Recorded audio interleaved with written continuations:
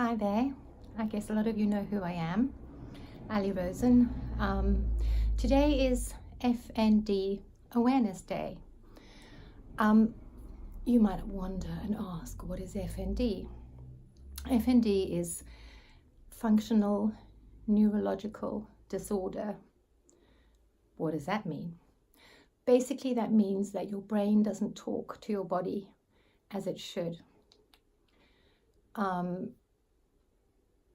It's a condition in which a patient experiences neurological symptoms such as weakness of movement disorders, sensory problems and disorders, and blackouts. The brain is structurally normal, but it functions incorrectly. So why am I talking about this? Well, I was diagnosed just over a year ago, just around this time last year, with FND. I'd been having all sorts of weird symptoms that there was no answer for. I was having regular blackouts of just a few seconds. I was losing function in my right leg. I couldn't get it to move or work the way my other leg worked. Sometimes my arms were so heavy I couldn't even raise them. I kept dropping things. I had no sensory idea of how to hold a glass or cup, and I've broken many subsequent to that. I was cycling more than 200 miles a week, and those prior 18 months were pretty scary, as I noticed that randomly I would just be cycling towards a bush or into the middle of the road, and I didn't know how I got there. I fell off my bike a few times, and this also happened whilst I was driving. And on a visit to the doctor, he was like, okay, well, I'll put you on this, that, or the other. You're obviously stressed, and I'm sure it'll be fine. A year later, after this, it was getting worse. I was having more blackouts, and I was monitoring them. Sometimes I had 7 or 8 a day. My hands were starting to tremble, and I would be having conversations with people. Notably, my sister made quite a few comments. I'd be having a long conversation with her, and in the middle of a sentence, just randomly, I would completely just stop and completely not even know if I was talking to her or not talking to her. So those functions were really becoming quite noticeable. So I was referred to neurology, and I went back there, and I underwent some tests. I had an MRI on my head, my brain. They noticed some plaque, and they said, oh, well, I was 61 at the time, so they said, well, it's your age, that's why you've got plaque in your brain and not on your brain. That's the reason why you have it, because you've reached that age where people get it. And I had a long conversation with a neurological registrar, and on a second visit, and because my symptoms were getting worse and closer together, and it was really affecting my day-to-day life. I was very fortunate to have been able to carry on seeing my patients, but I was very concerned at how long that would go on for. Nevertheless, on my second or third appointment, my neurologist registrar said to me, she said, well, you've got FND. I think you've got FND. And I said, well, what's FND? She said, it's functional neurological disorder. And I said, well, what does that mean? She said, well, just Google it. So I'm like, well, one thing is that they've given it a name, all these weird things that have been going on. And the other thing is, but what does that mean to me? How is that going to affect me? By this time I had already been told I'm not allowed to drive, and they suggested that for my own safety I didn't cycle anymore. At that point, last May, for example, I'd been headhunted to lead 3 separate groups with a large with a major UK organisation and take them as their chaperones over to Belgium on a fundraising 3-day cycle event. And they'd asked me to lead 3 separate groups, which I'd agreed to, and these were paid posts. Up until then, I've done lots of volunteer fundraising events on my bicycle, and I was absolutely so elated that I was having the opportunity to take this up. But after I was diagnosed with FND, when I came home and I Googled it. Well, in fact, I didn't actually Google it straight away. My boyfriend at the time messaged me, and he said to me, well, what happened? And so I said, well, apparently I've got FND, and I was told by the neurologist to Google it. And he said, have you Googled it? And I'm like, well, no, I've got like another 5 patients back to back. I won't be able to do that until later. So he did. And that was the end of our relationship.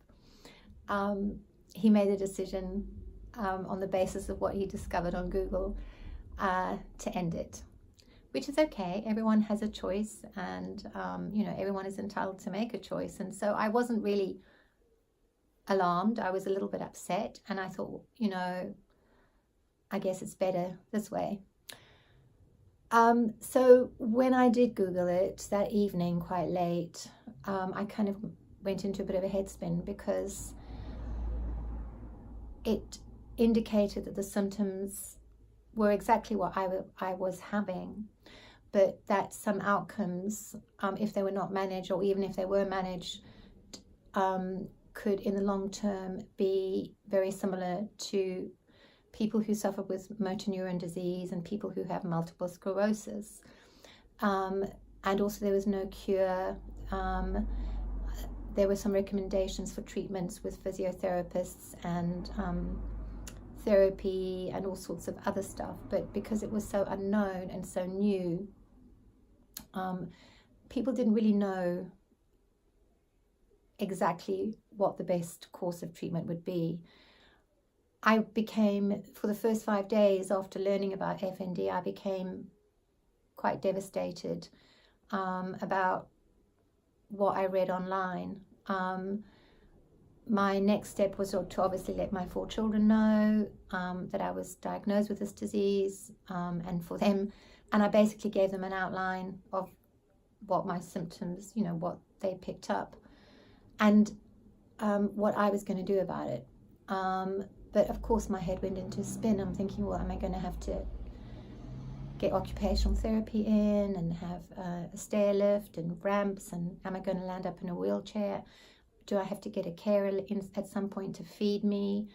I won't be able to talk anymore, and I certainly wouldn't be able to use my arms and legs. And so how am I going to work and just live on a daily basis and earn money to get by? So after that first week, obviously my symptoms weren't getting any better.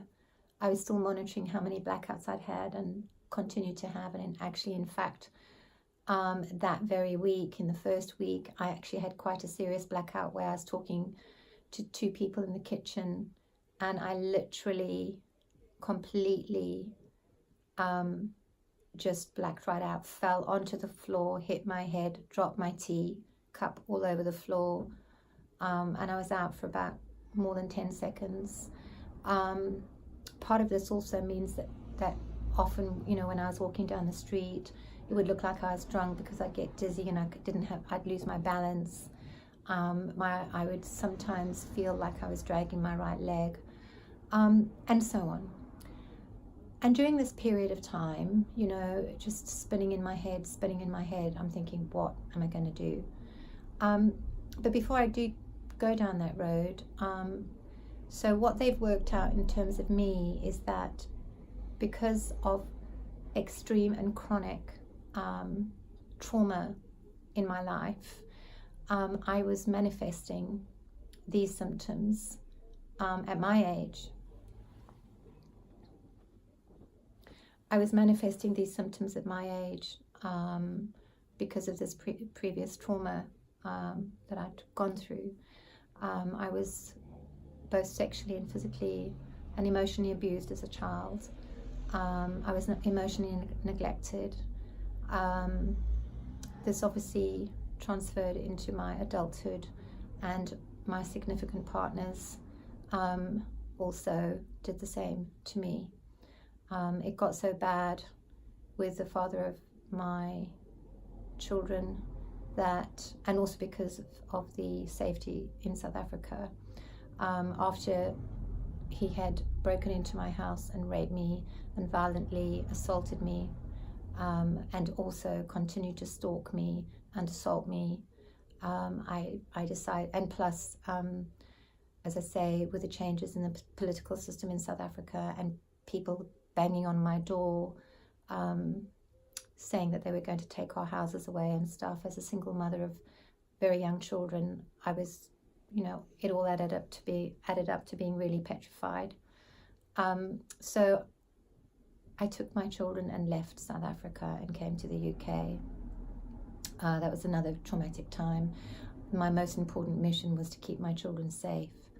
And so I put the two older ones into boarding school down in North Devon because I needed them to be safe.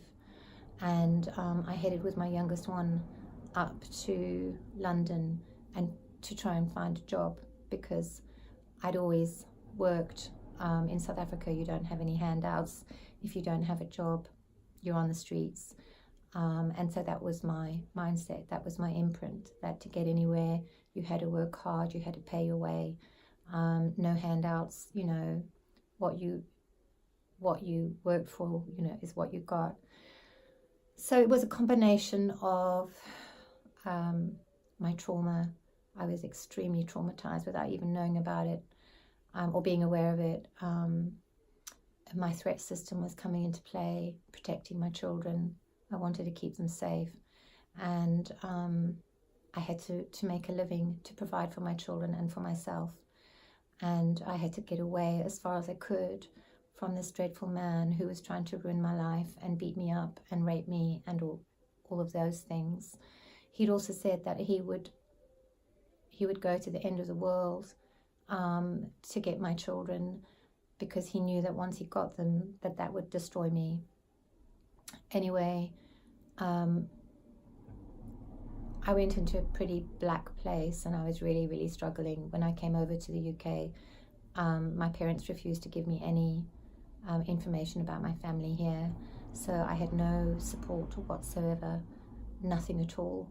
I knew my son and my daughter were safe in the boarding school, but I couldn't sustain it financially under any circumstances. And a lady came forward and she said that she would be willing to have my daughter stay with her during the holidays. And I had also, it was over the holiday. Anyway, so a long story short was that I agreed for my daughter to stay with her over the holidays, and I was so traumatized because my ex had found where we were, and I was petrified he was going to take my children and beat me up again. And I agreed because I was struggling so emotionally and financially. I had contacted social services in England for help, and they had offered me a house, and I had refused because I didn't want anything for nothing. I'd never ever been given anything for nothing, and I didn't understand the concept at that point of how these social services worked. I made a decision to send the boys to their father for a few months in order for me to find a safe place to live and to get them back. My daughter was safe, far away as well, and I was just so beaten down by this point. I was working 12 hours a day, no support system and stuff like that. So my trauma, and I guess it, and all I wanted was to keep my children safe. So we were all going through a tremendous amount of trauma. So off they went, and we agreed in writing about me being able to speak to them every day. But it went from one hell to another, and over the next 6 to 7 years, I used every spare bit of money that I could raise myself to locate my sons. In the meantime, my daughter came up. When she had finished her GCSEs, she came up and lived with us in Windsor, in Berkshire. I had sold my property in Richmond in Surrey to pay for all the airfares and the legal costs and the private investigators to try and find my children, who had literally disappeared in plain sight. In the meantime, I got married to my other husband, and again, it was the same template. He was very abusive, both physically and emotionally. And on one occasion, when I was actually out in South Africa, he was there on holiday at the time we were married, but he didn't want to meet with me. He said it was his holiday, and he didn't want to see me. I went around to the apartment where he was staying with his father, and over a couple of hours, his father wasn't involved, but he actually picked me up, and he actually threw me down 3 flights of stairs, and he beat me up so badly that I was knocked unconscious. And I remember his father saying, whatever you do, don't kill her, because you'll end up in jail, and you don't want that to happen. I left there eventually, but I was so beaten up that I missed an appointment that I'd organised with my solicitor to see my sons, who were still in South Africa and whom I'd been able to locate. And I had to return to South Africa, to England. Anyway, so there was an imprint of trauma and violence and abuse and rape and sexual abuse and emotional abuse right through my life. How did I handle that? How did I manage to carry on? I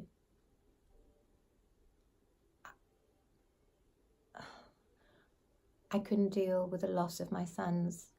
My daughter was back living with us in Windsor. She went to a local sixth form college to finish her studies, and then went on to university and worked in a local shop in Windsor in her holidays. The trauma of not knowing where my sons were every day was very painful. The trauma of not knowing if they were okay. I love my children desperately, and I still do now. And I didn't know if what was going on with them. And so how I manifested that was I was very successful in my career. I literally just put my head down and worked my socks off. Added to that also, which made me become a workaholic, was that obviously when I was growing up, I was always constantly told that I was useless, I was pathetic, I would never make anything of my life, I was an idiot, I was a failure. And I had this imprinted from when I was a child. So it was almost like also I had to prove that this was not the case, and that I could be someone that my parents could be proud of me, and maybe then they would love me. Nevertheless, time went on, and here I am today. My children are doing okay. They do bear their own scars. My 2 youngest sons did come back to me.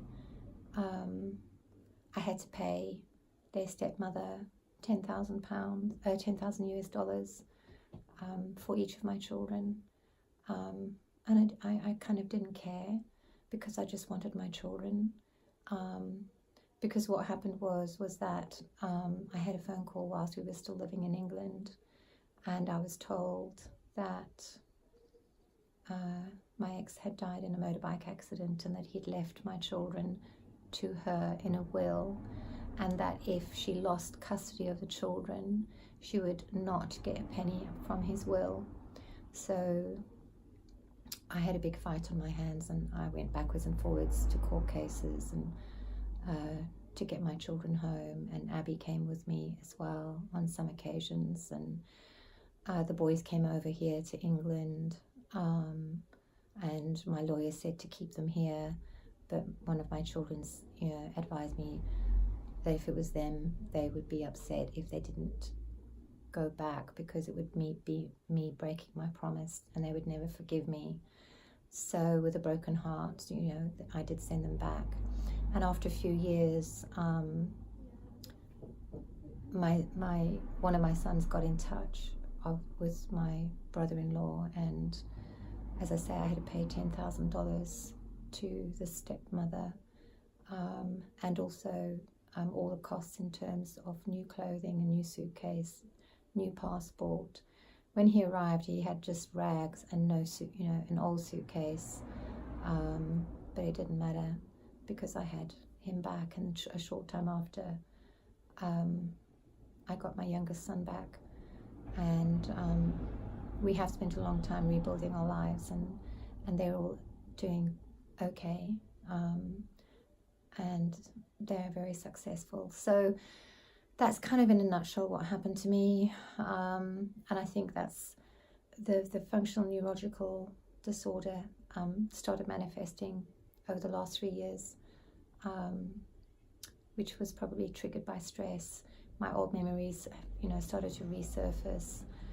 My belief system and all that kind of stuff got a bit mixed up, and so the only way that my brain and my body could work was to send out these signals and create this mayhem in my life.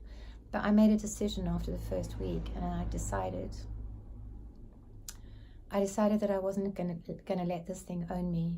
And funnily, during that first week, an email popped into my inbox about,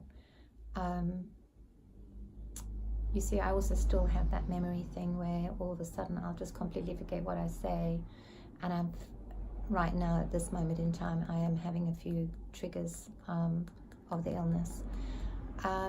Nevertheless, so it was about a meditation and mindfulness, instructor course, because I was racking my brains. I kind of went into survival mode, and I was racking my brains and thinking, well, what am I going to do? How am I going to support myself? And so I thought, well, if it really gets bad and all that kind of stuff, I can still do meditation and mindfulness from a wheelchair, and I don't need my hands and feet. As long as I can talk somehow, I can still earn money and help people and support people doing that. So I did go on the course, and I started meditating, and I meditate twice a day. And I obviously, to replace my cycling, I tried to walk a lot, and I've also started going to the gym. And over the last 12 months, just me teaching and people about meditation and mindfulness, me becoming aware more about living each day as it comes, and me doing my meditations twice a day and my workshops for other people has really made such a huge impact into this condition. It's made an enormous difference, and it's enabled me to continue the work I love to do. And I guess the purpose for this is that I just want to share the story, to give people hope that it is possible to manage your symptoms, and it is possible to keep them reduced, and it is possible to have a reasonably good quality life. I went for a cycle for the first time in 15 months last Sunday with my son, and okay, it wasn't 200 miles, it wasn't 100 miles, it wasn't even 50 miles, but it was 14 miles, and it was an enormous achievement for me, which I hope to build up to, and I hope to be getting back on my bicycle pretty soon. So if this is anything, this is just a message, just to give people some encouragement that whether it's FND or something else, if you put your mind to it and you tell yourself that you won't let it get to you, in a lot of cases, you can manage it and continue to manage it. And as they find out more about this disease and do research and stuff, maybe it'll be more manageable for those people who have extreme symptoms, who are bedridden, who are immobile, who can't talk or eat anymore. The symptoms and the progression of the illness is quite overwhelming, but I'm doing okay, and I'm going to keep on trying to be okay. And this is not a sob story or a pity party. This is just saying you can do things if you put your mind to it. Our minds are so strong and so powerful, so don't give up. Thank you so much for listening. Have a great day.